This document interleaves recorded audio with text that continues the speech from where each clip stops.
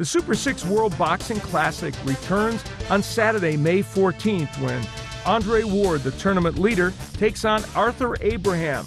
That'll be at the Home Depot Center, and it'll be seen in the United States on Showtime.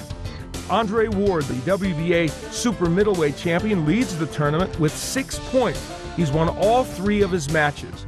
He's a clever boxer-puncher who uses guile and some pretty good pop in his punches.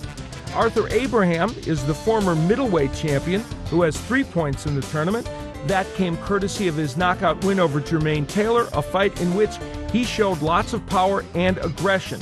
But in his last 2 matches in the tournament, he has come up a loser. So this match is very important for him. The winner moves on in the finals to take on the winner of Carl Froch and Glenn Johnson. Let's hear what some experts have to say about the Ward-Abraham matchup. I believe that Andre Ward, this is going to be his coming out party. This is going to be his ascent, his launch into the pound-for-pound top, I'd say 15. Abraham, to me, is exhibiting the tendencies of faded fighter a little bit.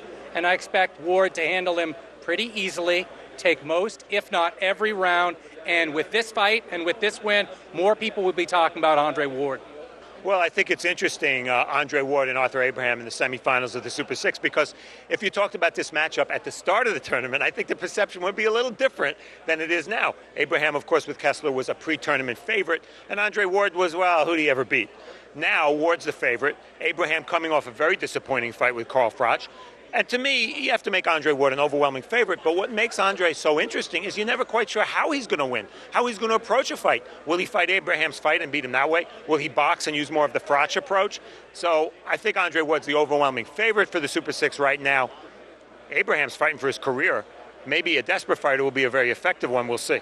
Well, as far as Abraham and Ward, you know, it's that kind of fight where you look at the performances of the recent fights that both guys have had, and you have to, you know, unless you know something and you're clairvoyant, you would have to look at that fight and say Andre Ward should be able to just really simply outbox Arthur Abraham relatively easily. As long as he stays away from that big giant punch, should have no problem.